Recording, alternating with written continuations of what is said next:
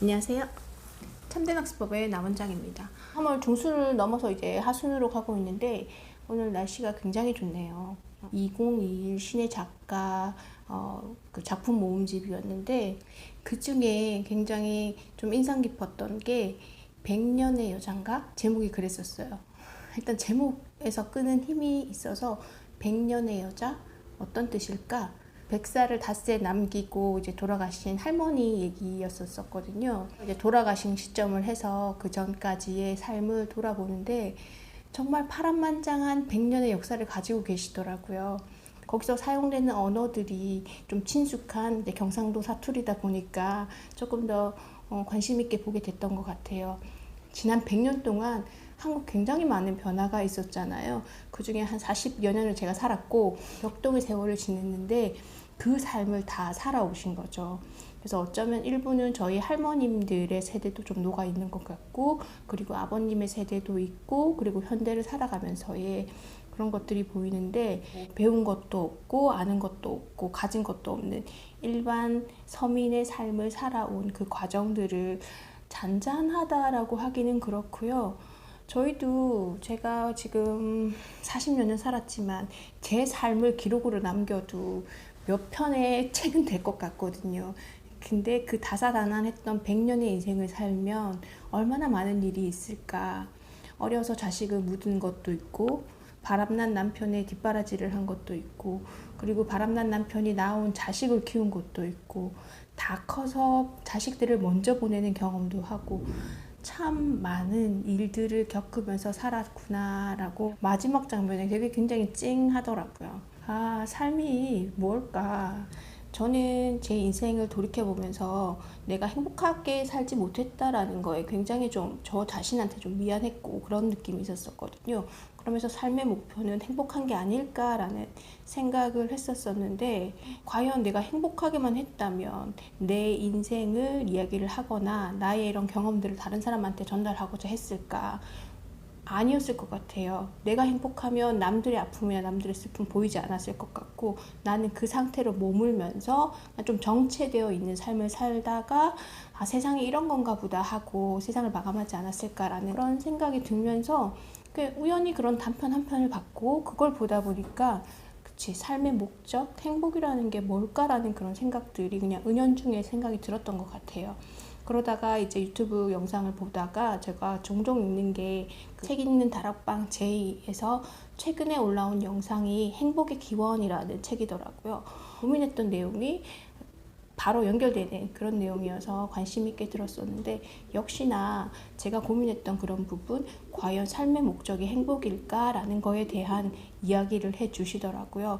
보통 사람들이 참 의미 있는 삶을 살아야 된다라는 데 많은 가치를 부여하고 있고, 아니면 그렇지 않으면 행복한 삶을 살아야 된다라는 거에 있는데, 이 책에 나오는 내용으로는 인생의 목적은 행복이라든지 가치 있는 삶이 아니라 그냥 생존하는 거다라는 얘기를 하더라고요. 많은 사람들이 잊고 지내지만 인간이라는 것도 결국 동물의 한 부류인데 굉장히 다르다. 인간은 뭔가 좀 거창한 목표가 있고 희망이 있고 뭐 그래야 된다라고 하는데, 근본적인 건 인간도 동물이라는 거죠.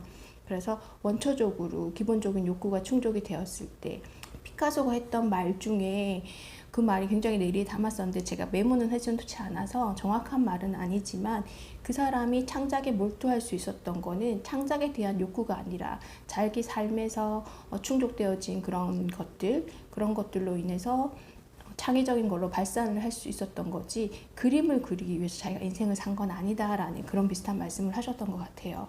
그리고 세상의 모든 창작자들이 이 세상에 태어나서 자기가 무슨 명망 있는 작가라든지 혹은 예술가로서 내 삶을 불태우기 위해서 이 세상에 태어난 게 아니라 나는 내 삶을 살아가는데 그런 욕구가 혹은 그런 것들이 발현될 수 있는 그런 기회를 가졌던 거죠. 그래서 아, 나는 그전에는 뭔지 모를 남들이 말하는 성공이란 잣대에 맞춰서 이렇게 살려고 굉장히 노력을 했었고, 그리고 놓고 나서는 아, 내가 행복해야겠다라는 생각을 많이 했었는데, 그 사람의 행복이라는 것도 임계치가 있는 거잖아요. 그래서 내가 오늘은 5만큼 가져서 행복을 했다면 다음에는 5만큼이라고 하면 행복을 느끼지 못한다는 거죠. 그러면 이것을 리셋시키는 시간들이 필요로 하거나 아니면 더 많은 자극, 더 많은 효과, 더 많은 높은 자리에 올라가야지 제가 행복을 느낄 수 있는 건데, 그렇게 실패하지 않고 계속 누적만 된다라고 하면 그 삶 역시 굉장히 피폐하거나 만족스러운 삶은 아니지 않을까라는 얘기를 하는데, 일부분 공감되는 내용들이 있으면서 그 책 내용을 이렇게 듣는 것뿐만 아니라 내가 세세하게 다 읽어보면 좋겠다라는 그런 생각이 들더라고요.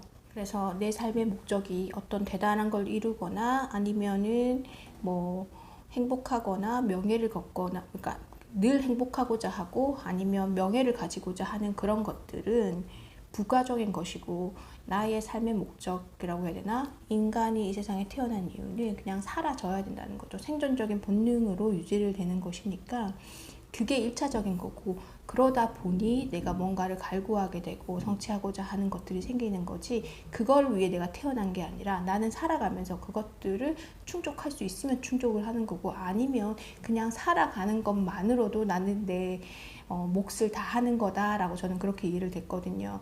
그래서 조금 다른 관점으로 봐야 되지 않을까.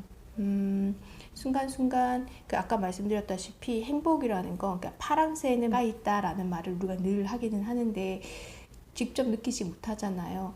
내가 강남에 집 한 채만 있으면 행복할 텐데, 내가 조금 더 성공하면 행복할 텐데, 우리 아이가 공부를 좀 더 잘하면 행복할 텐데 라고 하지만, 이게 만족했다라고 해서 더 이상 욕구가 안 생기는 게 아니라 또 다른 욕구가 생긴다는 거죠. 그렇다면 그 멀리 있는 그 큰 목표를 하는 게 아니라, 오늘 내가 화장을 좀 잘 먹었으면 잘 먹어서 기쁜 것이고, 그러지 않으면 나에게 누군가 반갑게 인사하면 그걸로도 또 행복한 거고, 그래서 그때마다 짧은 행복들을 쌓아갔을 때 나의 그 인생의 큰 그림이 그려지지 않나라는 얘기를 하시는데, 조금 더 보통 때보다는 좀 와닿는 부분이 많았고, 그래서 그거에 대한 말씀을 드리고 있고요.